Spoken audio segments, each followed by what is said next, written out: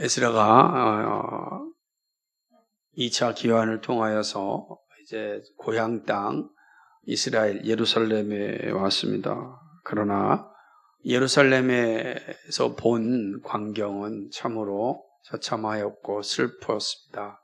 그 이유는 하나님의 법을 어겨서 나라가 망하여 바벨론으로 포로가 되어 참 70년 동안 끔찍한 생활을 하였는데 여전히 하나님의 율법을 어기고 하나님의 마음을 아프게 하고 이런 죄악 가운데 사는 모습을 볼 때 제사장 겸 학사인 에스라는 마음이 너무나도 아팠습니다. 이런 상황 가운데 에스라는 다시금 이스라엘을 회복시키고 하나님을 거룩하게 예배하는 그 예배 공동체로 세우기를 원하였습니다. 그러나 그 앞길에는 쉽지가 않았습니다. 이미 많은 사람들이 하나님의 법을 어기고 특별히 이방 여인들과 결혼하여서 이방 문화가 예루살렘 안에까지 가득 차 있었기 때문입니다. 이 문제를 해결하는 길은 간단하지가 않죠. 해결하기 위해서는 하나님의 말씀에 근거하여 이방 여인과 결혼한 가정들이 다 해체되어야 하는 겁니다. 우리 시로 얘기한다면 이혼하여 내보내야 하는 것입니다. 그러니 쉽겠습니까? 쉬울 리가 없습니다. 어렵습니다. 어려우니 에스라가 할 수 있는 일은 하나님 앞에 통곡하며 기도하는 일입니다. 하나님의 법은 분명한데 눈에 보이는 현실은 처참합니다. 하나님의 법을 떠나 살아가고 있는 이들의 모습을 볼 때 에스라는 마음이 정말로 불편하였습니다. 그는 하나님 앞에서 금식하며 통곡하며 기도하는 일 외에는 내가 할 수 있는 일이 무엇이겠는가 생각하였습니다. 그는 기도하는 겁니다. 통곡하는 겁니다. 하나님, 이 땅을 회복시켜 주옵소서. 하나님의 법을 어긴 이 땅을 다시금 회복시켜 주옵소서. 그것이 바로 에스라가 하고 있는 모습입니다. 10장 1절을 보게 되면 에스라가 하나님의 성전 앞에 엎드려 울며 기도하여 죄를 자복할 때에 회복하고 있는 겁니다. 이 모습을 보니까 많은 백성이 크게 통곡하며 그렇게 되는 거죠. 그래서 이스라엘의 많은 사람들이 함께 모여서 에스라와 함께 통곡하며 기도합니다. 참 나라가 다시 회복되었는데 그 나라가 다시 혼란 속에 들어갈 때 그것처럼 슬픈 건 없거든요. 우리나라도 그러지 않았습니까? 해방의 기쁨을 누렸는데 곧바로 해방 공간에서 좌우의 대립이 일어났고 그로 인해서 정말 혼란스러웠습니다. 나라는 독립을 하였는데 여전히 정상적인 나라로서의 기능을 하지 못하는 상황을 볼 때 얼마나 마음이 아프겠습니까? 이처럼 지금 에스라가 귀환하여 돌아온 이스라엘의 모습도 이러하였습니다. 그렇게 기도하고 있을 때에 한 사람이 에스라에게 나옵니다. 바로 엘람 자손 중 여히의 아들 스가냐입니다. 스가냐가 와서 이 슬피 울며 통곡하며 기도하고 있는 에스라를 향하여 말하기를 우리에게 소망이 있다라고 이야기하는 것입니다. 소망이 있다. 아직 소망이 있다라고 이야기하는 겁니다. 도대체 무엇을 보고 스가냐는 소망이 있다 하였을까? 오늘 우리가 생각해 볼 문제입니다. 스가냐는 이 에스겔 앞에서 아직 우리 소망이 있으니 당신이 선지자로서의 일을 하십시오 라고 이야기를 하는 것입니다. 그 일은 다른 것이 아니라 바로 하나님의 말씀을 두려워하는 선지자가 있고 또 그 말씀을 준행하고자 하는 선지자가 있으니 우리가 소망이 있다. 이제 우리는 그 선지자와 함께 하나님의 율법을 지키고 언약 백성으로 다시 살겠다. 그러니 에스라 선지자요, 당신이 하고자 하는 대로 하십시오. 마음껏 주장하십시오. 우리가 돕겠습니다. 이 장면에 에스라가 힘을 얻습니다. 그죠? 혼자인 줄 알았는지 함께하는 지도자가 있었기 때문입니다. 그리고 그 스가냐와 함께 개혁을 진행합니다. 여러 가지 장애물이 있었지만 개혁은 성공하였습니다. 그 성공의 열매가 바로 18절로부터 44절까지의 내용인 것입니다. 철저하게 하나님께 법을 어긴 이 지도자들과 백성들, 특히 다 지도자 그룹인데 지도자들이 술수범하여서 이방 여인과의 결혼을 끝냅니다. 그리고 다시금 거룩한 하나님의 백성의 자리로 돌아오는 모습을 보게 됩니다. 이게 본문의 내용이죠. 우리는 이 내용을 통해서 우리에게 말씀하신 하나님의 교훈을 차례대로 살펴보았는데 우리가 첫 번째로 살펴봤던 내용은 교회개혁, 다시 말하면 교회개혁은 죄에 대한 인식과 철저한 회개로 시작한다라는 사실을 우리가 살펴보았습니다. 그렇죠? 철저한 회개와 통곡, 이 기도가 있을 때 사실은 개혁은 시작되어지는 겁니다. 무너진 땅이, 무너진 교회가 다시 세워지는 것은 죄에 대한 인식과 그리고 철저한 회개, 이처럼 중요한 것이 없습니다. 그래서 우리는 그 사실을 살펴보았고 오늘 두 번째로 살펴볼 내용은 교회 개혁은 말씀을 따르고 격려하는 설교자로부터 시작한다라는 사실입니다. 교회 개혁은 내부로부터 시작되어야 합니다. 내부의 개혁이 없이는 온전한 개혁이라고 할 수 없습니다. 에스라는 이 사실을 너무나 잘 알고 있었습니다. 그러므로 하나님 앞에 금식하며 통곡하여 기도하였던 것입니다. 하나님은 에스라의 이 통곡하는 금식 기도를 들으시고 백성들 가운데 한 사람을 준비시킵니다. 바로 여희의 아들 스가냐입니다. 이 스가냐는 통곡하며 금식하며 기도하고 있는 이 에스라 앞에 나옵니다. 그리고 에스라를 향해서 우리들이 하나님의 법을 어기고 우리가 죄를 지었습니다 라고 고백을 하는 것입니다. 그러면서 이 스가냐가 에스라를 향하여 그러나 우리에게는 아직 소망이 있음을 보았습니다 라고 말합니다. 자신의 죄인된 인식을 가졌던 스가냐가 통곡하며 회개하고 있는 그런 에스라를 향하여 와서 자신의 죄를 자백하면서 그러나 아직 우리에게 소망이 있습니다 이렇게 이야기하는 겁니다. 무슨 뜬금없는 소리인가. 지금 나라가 엉망진창이 되었고 모든 사람들이 하나님의 법을 어겨서 또다시 나라가 망할 지경인데 소망이 있다니 무슨 말인가. 근데 본문을 자세히 보면 스가냐가 말한 소망이 무엇인지를 알 수가 있습니다. 스가냐가 말한 소망은 다른 것이 아닙니다. 3절에 있는 것처럼 말씀을 따르는 선지자가 있음을 보았기 때문입니다. 한번 볼까요? 3절 봅시다. 시작. 곧 내 주의 교훈을 따르며 우리 하나님의 명령을 떨며 준행하는 자. 여기 보십시오. 그러니까 지금 이 스가냐의 눈에 누가 보였냐면은 주의 교훈을 따르며 하나님의 명령을 떨며 준행하는 자를 보았습니다.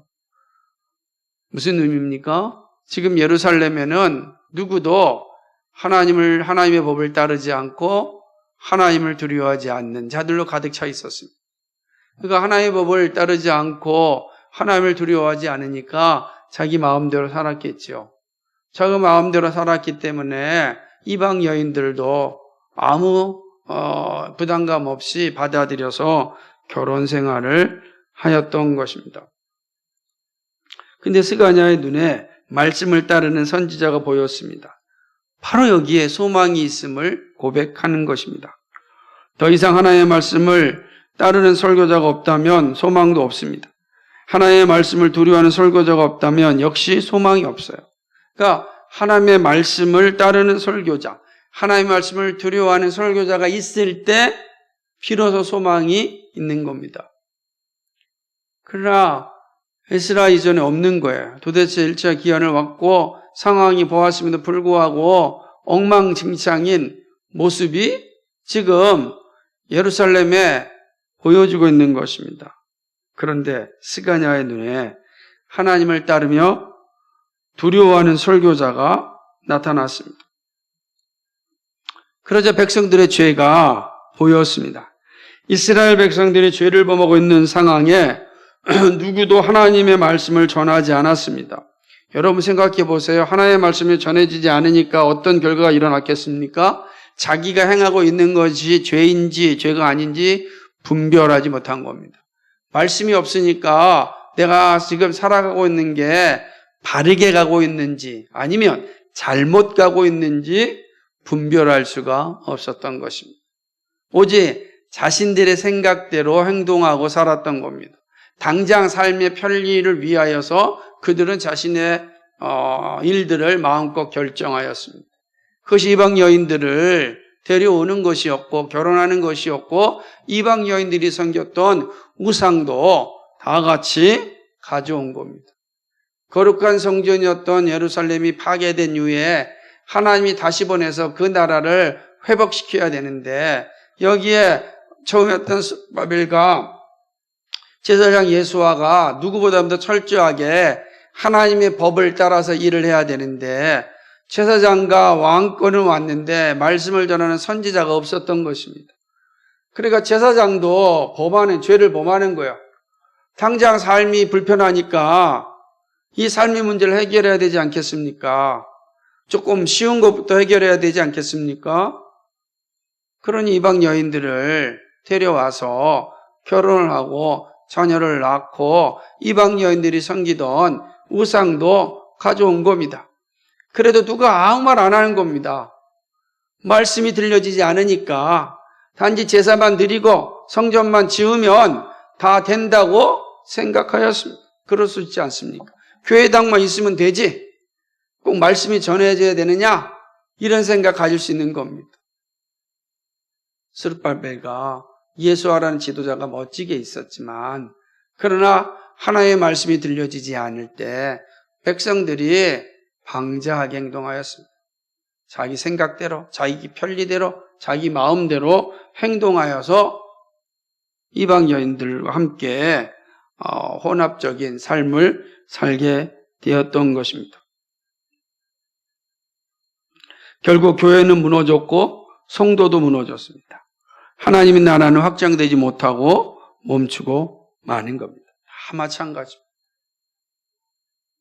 그런데 말씀을 따르고 말씀을 두려워하며 말씀대로 사는 설교자가 나타났습니다. 바로 여기에 소망이 있는 것입니다. 스가랴가 바로 거기에 아직 소망이 있다라고 말한 거예요. 말씀이 들려진가 아직 소망이 있다라고 고백하는 것입니다. 스가랴는 에스라 앞에서 하나님의 율법대로 행할 것을 다짐합니다. 그러면서 에스라에게 이 말씀을 주장하라고 합니다. 즉 담대하게 설교하라는 말씀입니다. 4절에 이렇게 얘기합니다. 4절 다시 한번 보세요. 시작. 이는 당신이 주장할 일이니 일어나소서. 우리가 도우리니 힘써 행하소서. 아니라 우리가 돕겠습니다. 하나님의 말씀을 담대하게 전하십시오. 그건 당신이 할 일입니다. 당신이 할 일을 우리가 적극적으로 돕겠습니다. 매우 중요한 관계예요. 성도들이 담대하지 못한 것은 바른 복음을 듣지 않았기 때문입니다. 죄에 대한 회개는 설교자들이 바른 복음을 선포할 때 시작됩니다. 복음이 선포되지 아니하면 우리의 본성은 죄에 대하여 자각을 하지 않습니다. 이미 우리의 심령이 다 굳어져 있기 때문에 회개하지 않는 거예요. 내가 왜 죄인이냐 이 생각을 하는 겁니다. 여러분 한번 생각해 보십시오. 여러분이 아침마다 지금 매일 성경하고 있는 레이기의 말씀을 보십시오. 얼마나 심각한 죄를 범하고 있습니까? 그 레위기 당시에 범하였던 죄가 지금도 여전히 나타나고 있지 않습니까? 그 사실을 이야기하지 않는다고 한다면 그걸 죄라고 인식하겠습니까? 오히려 지금은 그런 성적인 문란이 죄가 아니고 자유라, 성의 해방이라 라고 부르짖는 시대입니다. 그런 시대 설교자가 침묵한다면 그걸 죄라고 누가 인식하겠습니까? 아무도 인식하지 않는 거죠. 성의 자유와 성의 해방 가운데 살아가는 것이 인간의 본질이다 라고 생각하지 않겠습니까? 그런데 설교자가 이야기합니다. 죄라. 여러분, 그 죄입니다. 하나님 말씀하셨습니다. 죄라. 비로소 우리의 심령이 정신 차리는 겁니다. 자유인 줄 알았더니 죄의 길로 가는 길이었음을 알게 되는 것입니다. 말씀이 증거되지 아니하면 사람들은 죄를 인식하지 못하고 죄를 인식하지 못하면 회개하지 않습니다. 회개하지 아니하면 죄악 가운데 살아갑니다.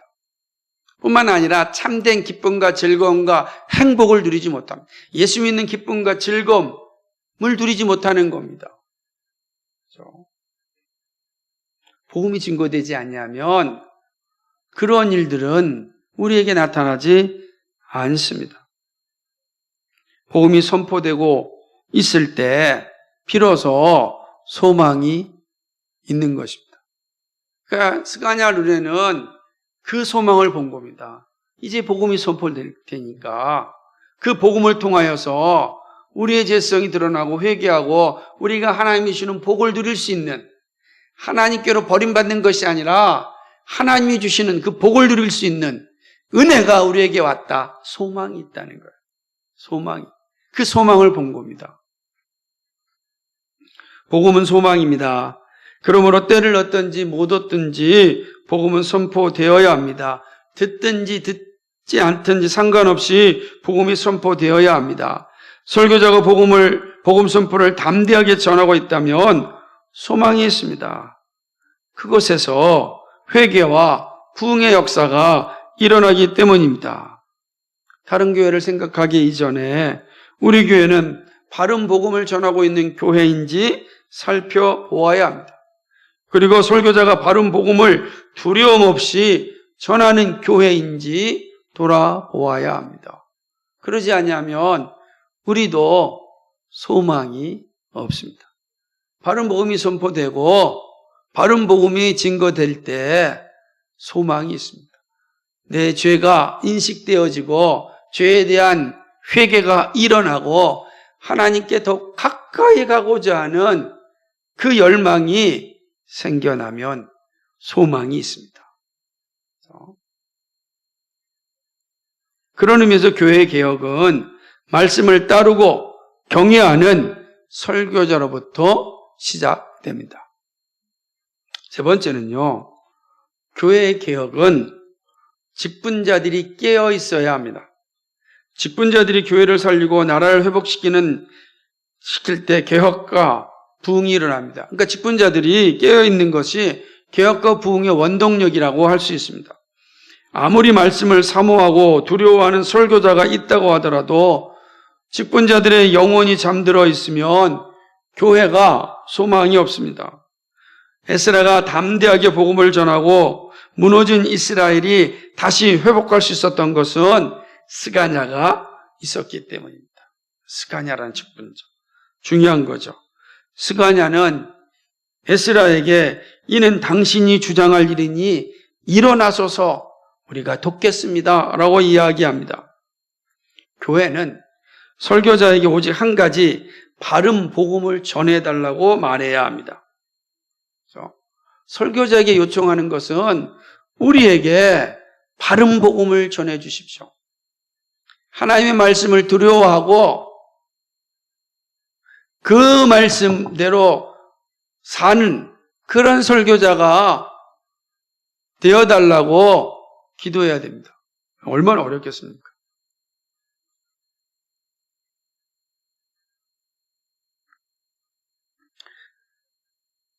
스가랴는 에스라에게 복음을 전하는 일이 당신이 주장할 일이라고 말씀합니다. 이 말은 통곡 가운데 기도하였던 에스라의 영혼을 살리는 소리였습니다. 하나님의 음성이죠. 스가냐의 이 소리는 하나님이 에스라에게 때가 왔다 사실을 알려주는 음성입니다.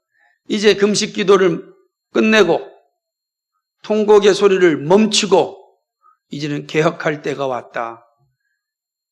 그래서 그 증표가 스가냐의 입술을 통하여 나온 겁니다. 복음을 전하십시오. 우리가 듣겠나이다. 우리가 돕겠습니다. 얼마나 중요한 일인지 모릅니다. 하나님이 준비한 한 사람 스가냐가 설교자 에스라에게 담대한 용기를 주었습니다.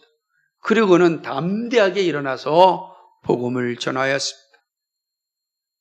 얼마나 담대하냐면 3일 안에 다 이 예루살렘으로 모이라.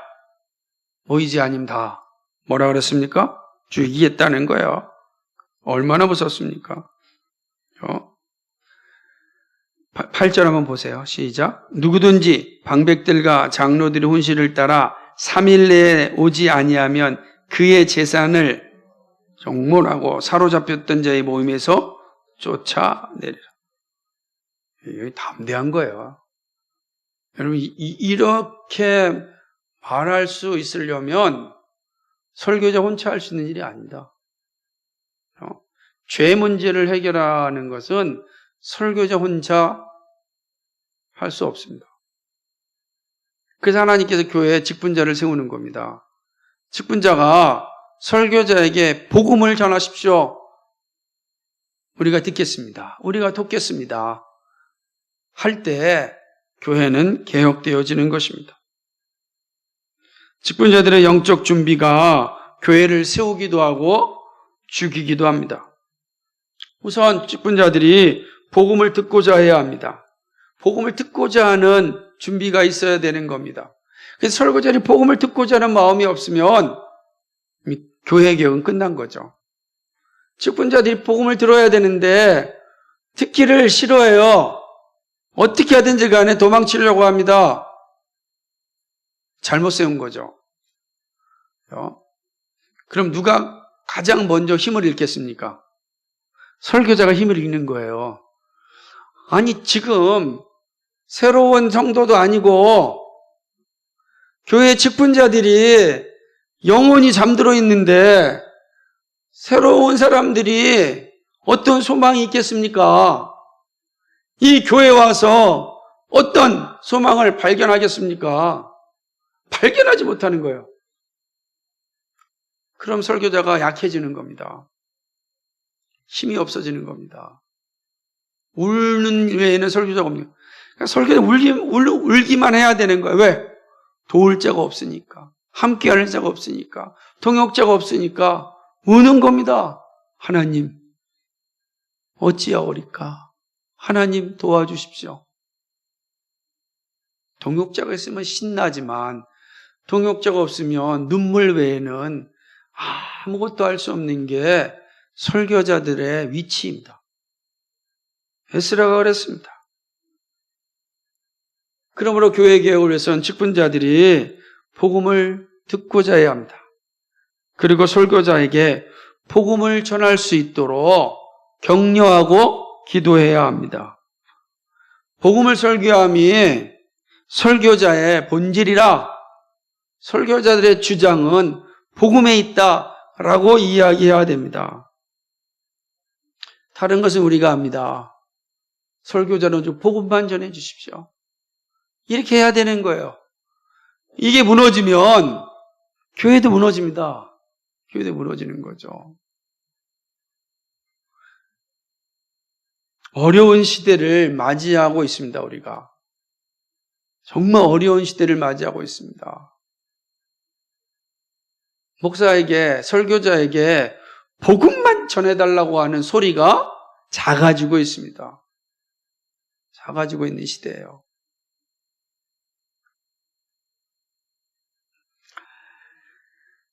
복음 듣기를 거부하고 편한 소리를 듣기를 원하고 소비자의 마음을 생각해달라고 할 때 교회는 소망이 없습니다. 우리의 마음을 좀 편안하게 해주는 말씀 좀 전해주세요. 어떻게 하면 세상에 성공할 수 있는 길 좀 알려주세요. 그래서 교회는 소망이 없습니다. 개혁과 부흥은 결코 일어나지 않습니다. 없는 거예요.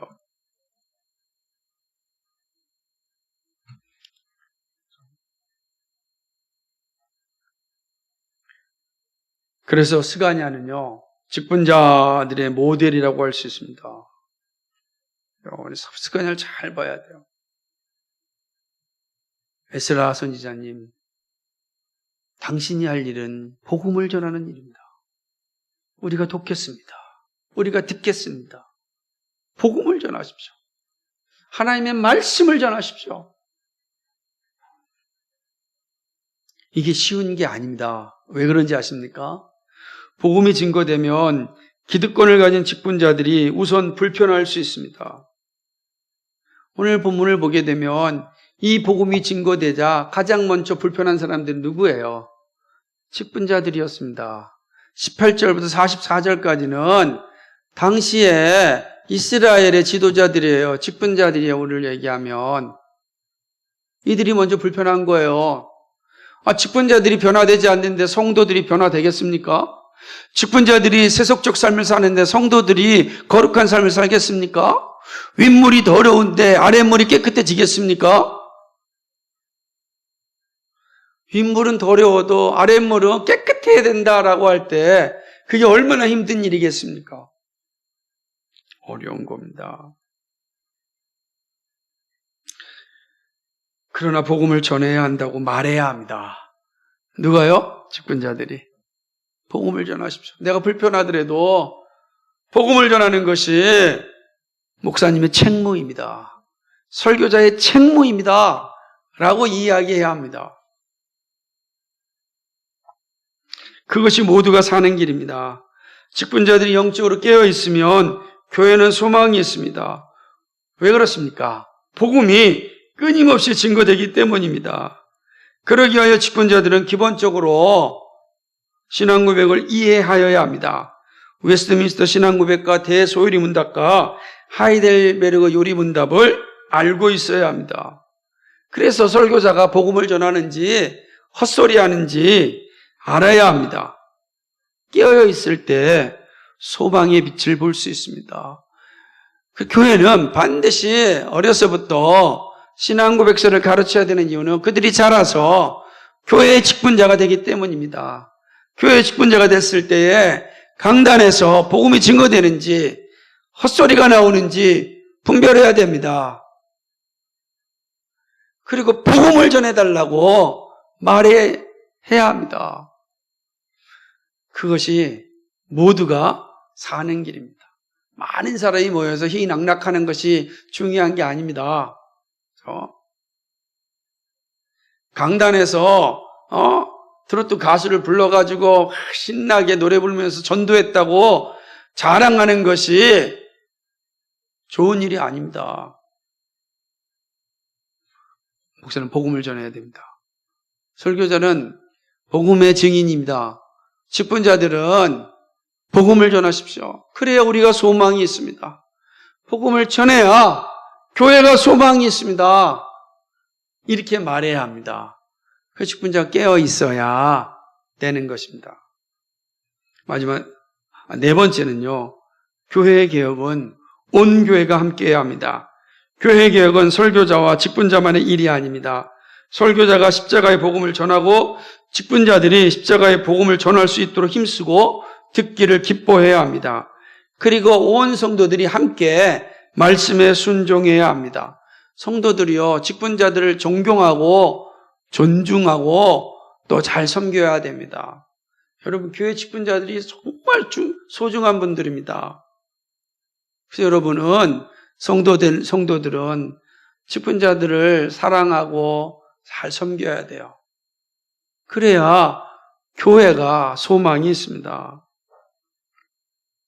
교회를 위하여 온 성도가 한 일은 복음을 듣고 서로 짐을 지고 기도하는 일입니다. 삶의 현장에서 복음과 함께 고난받기를 기뻐할 수 있어야 합니다. 스가냐와 에스라는 한마음이 되었습니다. 그렇다고 교회 개혁이 일어나는 것은 아닙니다. 직분자들의 역할이 중요하지만 성도들이 함께 할 때 완성됩니다. 성도들이 움직이지 않으면 교회 개혁은 완성될 수 없습니다. 에스라와 스가냐가 백성들의 이 사실을 알리고 동참을 요구합니다. 그러자 온 무리가 맹세합니다. 5절에 보니까 우리가 맹세하겠습니다 라고 이야기합니다. 그리고 맹세에 근거하여 실시합니다. 에스라와 직분자들의 말에 온 성도가 함께 개혁을 위하여 동참합니다. 그 기간이 3개월이 되었고 마침내 선포되었습니다. 18절과 44절의 기록은 온 교회가 함께 개혁에 동참하였다는 증명서입니다. 결코 쉽지 않았지만 온 백성이 함께 동참하였습니다. 그리고 교회 개혁이 완성되었습니다. 하나님의 나라는 온 교회가 한마음이 될 때 성장할 수 있고 성숙될 수 있습니다. 성장과 성숙은 교회가 살아있다는 증거입니다. 살아있는 공동체는 개혁이 항상 일어납니다. 그래서 교회에서의 선배들이 늘 암송하였듯이 개혁된 교회는 날마다 개혁되어집니다 라고 고백하였습니다. 우리가 개혁된 교회라면 우리는 날마다 개혁되어야 합니다. 어떻게 개혁되어집니까? 날마다 말씀을 돌아가서 말씀이 말하는 대로 살피고 말씀에서 어긋난 것은 버리고 말씀이 강조하는 대로 끊임없이 돌아가는 게 개혁입니다. 말씀으로 돌아감이 개혁이에요. 그렇게 말씀으로 돌아갈 때 하나님의 때에 부흥이 일어납니다. 스가냐와 같은 사람들이 나타나서 말씀을 전하는 일에 집중하는 교회가 생겨납니다. 그러면 부흥이 일어나는 것입니다. 그 선배들은 항상 한결같이 개혁된 교회는 날마다 개혁되어져야 한다 라고 고백하였습니다. 개혁된 교회는 살아있는 교회이기에 주님을 맞이할 수 있습니다. 바울은 교회를 세우는 성도들에게 주어진 은사에 대하여 말씀하면서 매우 중요한 사실을 강조하였습니다. 고린도전서 12장 26절과 27절 말씀입니다. 함께 읽어볼까요? 찾아보세요. 고린도전서 12장 26절과 27절입니다. 신약성경 고린도전서 12장 26절과 27절입니다. 같이 읽겠습니다. 시작. 만일 한 지체가 고통을 받으면 모든 지체가 함께 고통을 받고 한 지체가 영광을 얻으면 모든 지체가 함께 즐거워하느니라. 너희는 그리스도의 몸이요 지체의 각이니라. 아멘. 교회 개혁은 온 성도가 한 지체의식을 가지고 날마다 개혁되어질 때 완성되어집니다. 하나님은요, 성도들 각자에게 은사와 재능을 주셨습니다. 은사와 재능을 잘 사용할 때 교회도 살고 자신도 살게 됩니다. 자신의 평안과 부요함만을 위하여 은사와 재능을 주시지 않았습니다. 교회를 세우기 위함입니다. 또한 공공선을 위함입니다. 이렇듯 교회 개혁은 온 교회가 함께 할 때 이루어집니다. 아직도 우리 시대는 교회가 세워지기에 너무 어렵고 힘든 상황입니다. 참 어렵습니다. 바른 복음을 전하면 그 복음 듣기 싫어서 설교자를 내쫓는 그런 시대에 살고 있습니다. 더 이상 우리에게 십자가의 복음 전하지 말라고 이야기합니다. 십자가의 복음을 전해도 복받는 십자가를 전하라고 이야기합니다. 하루하루 힘들게 살아가고 있는데 지쳐있는 우리 영혼에 매일 죄를 이야기하지 말고 복을 좀 선포해달라고 이야기합니다. 근데 우리 주님은 말씀하셨습니다. 그 모든 것은 너희에게 있어야 될 것을 내가 알고 있다. 이미 그는 우리에게 다 주셨다고 이야기합니다. 우리에게 말씀하시기를 너는 그의 나라와 그의 의를 구하라고 말씀하십니다. 예수님의 말씀이 그의 나라와 그의 의를 구하라. 여러분의 삶에서 하나님의 의와 하나님의 나라를 구해야 됩니다. 그것은 어제 하나님의 말씀에 붙잡혀 있을 때, 죄와 싸울 때 가능한 것입니다. 하나님께서 우리에게 복 주시기를 약속하셨습니다. 그 모든 것이 우리에게 있어야 될 줄을 알고 계십니다. 근데 그걸 구하는 것은 이방인들이나 하는 일이고, 우리가 구할 것은 그의 나라와 그의 의를 구하는 일입니다. 그것도 구하지 않고 세속적인 것만 구하다 보니까 교회가 썩는 겁니다. 사랑하는 여러분, 우리가 정말 말씀을 사모하는 성도들 되길 바랍니다. 그리고 말씀과 함께 살려고 몸부림치시기 바랍니다. 말씀이 들려지게 해달라고 여러분 했어야 됩니다. 그래서 설교자에게는 말씀을 선포를 위해서 오직 복음을 전해달라고 기도하고, 직분자들은 설교자와 함께 복음이 온 교회에 편만하게 들려질 수 있도록 협력해야 되고, 성도들은 그런 직분자들의 고난과 그 부담감을 잘 이겨낼 수 있도록 기도하고 존중하고 격려하고 함께 힘을 모아야 합니다. 그래야 개혁과 부흥을 경험할 수 있습니다. 사랑하는 성도 여러분, 우리에게 맡겨진 개혁과 부흥을 통하여 하나님 나라를 건설하는 이 거룩한 사명을 우리 모두 함께 이뤄갈 수 있기를 주님의 이름으로 간절히 축복합니다. 거룩하시고 자비하신 주님, 고맙고 감사합니다. 오늘 에스라의 이 모습을 통하여서 오늘 우리에게 들려주시는 하나님의 말씀을 살펴보았습니다. 하나님 아버지, 진리 가운데 바르게 서서 흔들리지 않고 믿음의 길을 견고히 갈 수 있도록 인도하여 주옵소서. 하나님 아버지, 정말 설교자가 바른 복음을 전하고 직분자들이 깨어 있어서 바른 복음을 전하고 온 성도들이 실질적으로 회개하고 그 회개에 동참함으로 또 하나님의 그 영광을 나타내는 그 일들이 일어나게 하여 주옵소서. 하나님 아버지, 우리에게도 그런 일들이 날마다 나타날 수 있도록 도와주옵소서. 그리하여 개혁된 교회는 날마다 개혁되어 가듯이 정말 개혁과 부흥을 통하여 하나님 나라를 건설하는 우리 모두가 되게 하여 주옵소서. 하나님 아버지, 이 모든 일들이 유기적으로 교회 안에서 잘 이루어질 수 있도록 축복하여 주옵소서. 감사드리며 예수 그리스도의 받들어 기도하옵나이다. 아멘.